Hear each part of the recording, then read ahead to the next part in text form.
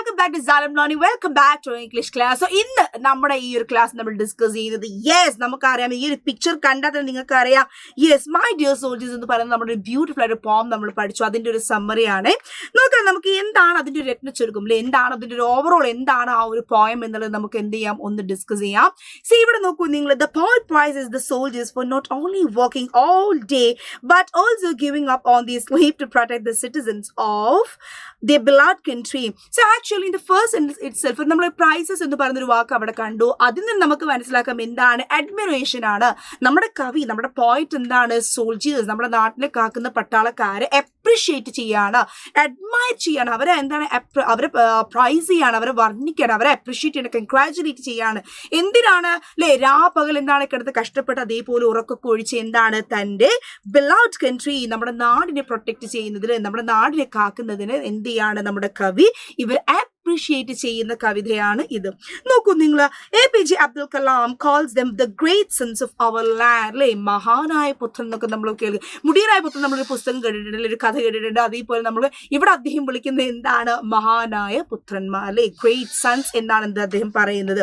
നോക്കൂ നിങ്ങൾ, the soldiers are young adults who risk their youth and lives for the country. The poet prizes the ability to endure a wide range of climatic conditions like wind, sun and snow, along with different terrains like deserts, mountains and deep valleys. നമുക്കൊക്കെ ഇന്നൊരു ദിവസം എന്താണ്, ഭയങ്കര ചൂട്, നമുക്ക് AC ഇട്ട് കിടന്ന് ഉറങ്ങാം അല്ലേ. നമ്മളതിൽ ഭയങ്കര തണുപ്പാകുന്ന ദിവസം നമുക്ക് നല്ലോണം പൊതിച്ച് ബ്ലാങ്കറ്റ് ഇട്ട് നമ്മൾ ഉറങ്ങാറുണ്ട്. പക്ഷെ നമ്മുടെ കവി പറയുന്നത് ഇത്ര സത്യമാണ്. കാരണം നമ്മുടെ മിലിറ്ററി ആളുകളെ സംബന്ധിച്ച് അല്ലെങ്കിൽ നമ്മുടെ സോൾജേഴ്സിനെ സംബന്ധിച്ച് when it comes അല്ലെങ്കിൽ according to our soldiers, അവർ ഏത് സാഹചര്യത്തിലും ഏത് ടെറൈനിലും ഏത് തരത്തിലുള്ള ജിയോഗ്രഫിക്കല്ലേ, അതായത് ഈ പറയുന്ന മലന്റെ മേലായാലും ഈ പറയുന്ന എന്താണ് മരുഭൂമിയിലായാലും ഈ പറയുന്ന ഇനിയിപ്പോൾ വേറെ റിസോഴ്സ് വെള്ളക്കെട്ടിൻ്റെ അടുത്തായാലും ഒക്കെ കടലിലായാലും ഒക്കെ ഇവർ എന്ത് ചെയ്യണം, ഇവരെല്ലാം സഹിക്കണം. കാറ്റാണെങ്കിൽ കാറ്റ് സഹിക്കണം, തണുപ്പാണെങ്കിൽ തണുപ്പ് സഹിക്കണം, ചൂടാണെങ്കിൽ ചൂട് സഹിക്കണം, മഞ്ഞ് വീഴ്ചയാണെങ്കിൽ മഞ്ഞ് വീഴ്ച സഹിക്കണം.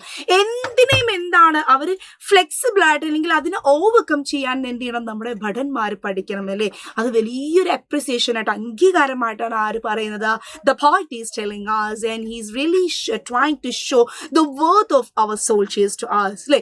നമ്മുടെ സോൾജേഴ്സിന്റെ, നമ്മുടെ പട്ടാളക്കാരെ ശരിക്കുള്ള ഒരു വർത്ത്, ഒരു മൂല്യം തന്നെ നമുക്ക് എന്ത് ചെയ്യാണ്, കാണിച്ചു തരാൻ നോക്കാണ്. The soldiers had to walk and travel through huge unpopulated and barren areas like spiritual yogis. ഇതേപ്പോൾ എന്താണ് നമ്മൾ കാണാറുണ്ടല്ലേ, മലയുടെ മേലൊക്കെ എന്താണ് ഒരുപാട് ഈ പറഞ്ഞ യോഗികളൊക്കെ അല്ലെ, സന്യാസിമാരൊക്കെ എന്താണ് അവരിങ്ങനെ ഒറ്റപ്പെട്ട് താമസിക്കുന്നത്. അതേപോലെ തന്നെ എന്താണ് നമ്മളെ പട്ടാളക്കാർ താമസിക്കേണ്ടി വരുന്നുണ്ട്. വ്യത്യാസം എന്താണ്, പട്ടാളക്കാരെ എന്ത് ചെയ്യുന്നു, soldiers do not do this for their pleasure for or spiritual awakening, rather they walk across wide expanses of area to guard the country. യോഗികൾ എന്ത് ചെയ്യുന്നു, അവർ സ്പിരിച്വാലിറ്റി, ആത്മീയതയ്ക്ക് വേണ്ടി അവരങ്ങനെ ജീവിക്കുന്നത്. പക്ഷെ നമ്മളെപ്പോലുള്ള പട്ടാളക്കാർ എന്ത് ചെയ്യാണ്, തന്റെ നാടിനെ രക്ഷിക്കാൻ വേണ്ടി, നമ്മുടെ നാടിനെ പ്രൊട്ടക്ട് ചെയ്യാൻ വേണ്ടിയിട്ടാണ് അവരെന്ത് ചെയ്യുന്നത്, ഇതേപോലെയുള്ള ഒറ്റപ്പെട്ട മലന്റെ മേലെയും ഇതേപോലെ മരുഭൂമികളിൽ അല്ലെങ്കിൽ വലിയ കുന്നിന്റെ മേലെയൊക്കെ എന്ത് ചെയ്യുന്നത്, ഇതേപോലെ ജീവിക്കേണ്ടി വരുന്നത്. Look, the army has different sanctions. Some guard the terrain, the other guard the air, and some guard the wide waters. Hence the soldiers maintain complete surveillance and do not allow intruders onto their precious land through any means. The soldiers give out the prime of their lifetime to the safety of the country. അപ്പൊ എങ്ങനെ നോക്കിയാലും രാജ്യത്തിന്റെ സുരക്ഷയാണ്. ചില ആളുകൾ എന്ത് ചെയ്യുന്നുണ്ട് അല്ലെ, ഭൂമിയെ കാക്കുന്നവരുണ്ട്, ചിലർ എന്താണ് എയർ അല്ലെ, നമ്മുടെ ആകാശം കാക്കുന്ന സോൾജേഴ്സ് ഉണ്ട്, ചില ആളുകൾ എന്തായിരിക്കും നേവി, കടലായിരിക്കാം അല്ലെ. അപ്പൊ ഒത്തിരി എല്ലാ ഭാഗത്തും തന്റെ നാടിനെ പ്രൊട്ടക്ട് ചെയ്യുന്ന ആളുകളാണ് ആര്, സ്വന്തം ജീവൻ പണയം വെച്ച് നാടിന് വേണ്ടി ജീവിക്കുന്നവരാണ് ആര്, ഈ പറയുന്ന പട്ടാളക്കാര്. നോക്കൂ നിങ്ങൾ, this shows that they are also bravely dedicated to their duties, that the motherland also celebrate their efforts.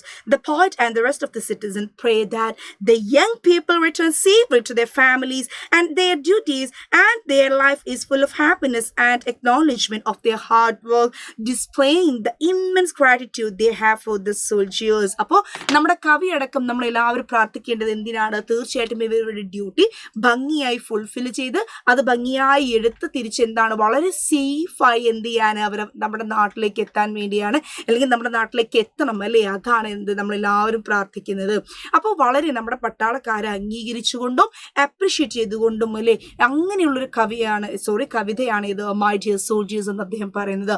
അപ്പോൾ നിങ്ങൾക്ക് എല്ലാവർക്കും ഈ ഒരു വീഡിയോ യൂസ്ഫുൾ ആയിട്ടുണ്ടാകും എന്നാണ് മിസ് വിചാരിക്കുന്നത്. സോ അടുത്ത വീഡിയോയിൽ നമുക്ക് എന്ത് ചെയ്യാം, നെക്സ്റ്റ് ഇമ്പോർട്ടൻ്റ് ചാപ്റ്ററിന്റെ സമ്മറി ആൻഡ് ക്വസ്റ്റ്യൻ ആൻസർ ആയിട്ട് we will see you again. Thank you.